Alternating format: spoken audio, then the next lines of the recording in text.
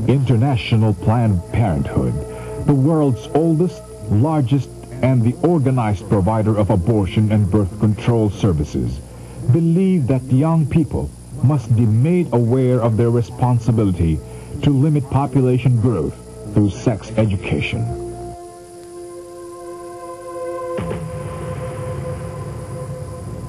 Thus, conditioning the attitudes and behavior of children towards the new order, altering their values so as to readily and easily develop the contraceptive abort mentality. The devil has succeeded in spreading his wicked plans through the careful, persistent, and extravagant use of mass media. Widespread violence, corruption, and hatred is being sown in the hearts of men. A global consortium of broadcasters have committed themselves to conduct propaganda campaigns against deliberate and persuasive messages that are intended to convince families about the population myth of the UN. The plotters will soon succeed in destroying unity of the family, sovereignty of nations, and loyalty to the church, institutions which the enemy sees as stumbling blocks towards global governance.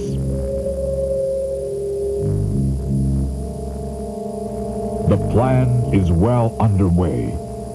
Inspired by Satan, these powerful men have now put their powers together to finally develop one global population strategy. Expertly packaged and promoted as UN's concern over world's natural resources, blaming the overpopulation growth as the main cause of depletion of resources, which will cause famine if unresolved. The G7 countries want to reduce population growth of third world countries to gain world's natural resources.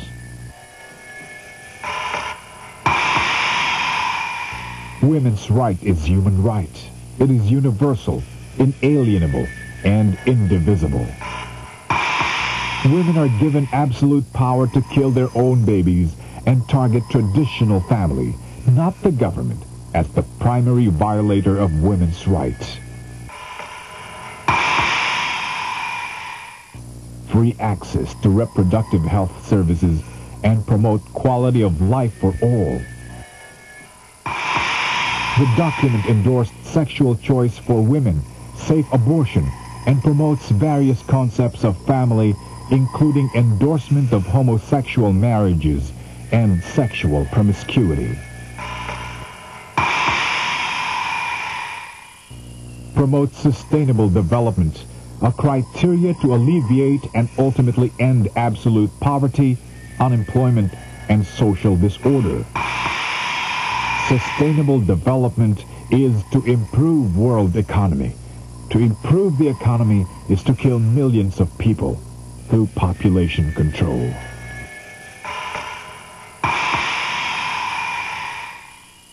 Promote gender equality that would empower women to choose and decide. Enforcing women's sexual and reproductive rights, including the right to choose gender and abortion. Get women out of the home to work, resulting to destruction of family. Promotion of various forms of family, men to men, women to women, etc. Suppression of religious objections to sexual deviance.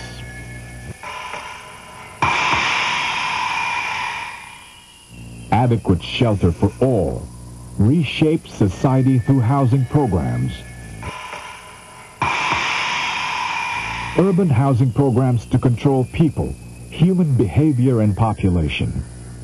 Create gendered cities where lesbians and homosexuals will be highly considered, a place where traditional families cannot flourish.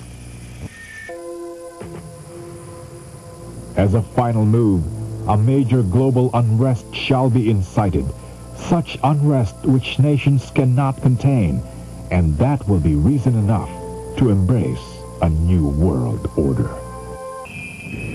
John Paul II reminded us that we are not dealing with personalities, but with the principalities of darkness, not with flesh and blood, but with the spirits. We are in the midst of spiritual warfare. And behind all these is the devil, the prince of deceit. I will sprinkle clean water on you, and you will be clean. I will cleanse you from all defilement of God's love. The alliance of hearts of Jesus and Mary, the ideal of God's love, is indeed the perfect antidote. At Calvary, Jesus offered to the Father his supreme act of sacrifice to repair for the sins of mankind. The heart of Mary, in alliance with the heart of Jesus, was also pierced by a sword. It was this covenant of love which repaired for the sins of mankind. The Holy Father summons us today on the cross by looking upon the one who was pierced.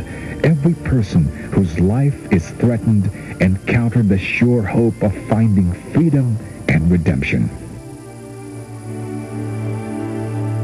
Against the threat of life, we have Jesus, who is life, and Mary, the great defender of life, who teaches us to welcome, respect, and uphold life, even to the point of sacrifice. More than a devotion, the alliance of the two hearts is God's greatest instrument for our salvation, the very core of our faith. This admirable alliance between Jesus and Mary is our sure hope in these moments of uncertainty. Where is the total war declared by the powerful being waged against life? It is right in the very sanctuary of life, the unit cell of the society and the church, the family. Abortion, contraception, and euthanasia are all aimed at the destruction of the family. Hence, the very site of the alliance of the two hearts is the family, the domestic church. Thus, the most important apostolate of the church today is the defense and sanctification of the family and the basic ecclesial community. The alliance of the Holy Family International brought together the zeal of the youth, the support of families, the technology of media, and the ministerial guidance of clergy to embark on a worldwide journey of spreading the alliance of the two hearts and the inseparable communion of reparation. The plan: global sanctification of families, basic ecclesial communities, and all the nations of the world as the answer to the enemy's global destruction. By propagating the communion of reparation, we establish the Eucharistic kingdom of Jesus here on earth, thwarting the evil plan of the Illuminati through the godless one world, new world order. In the eyes of faith, even in the darkest moments, hope is never extinguished.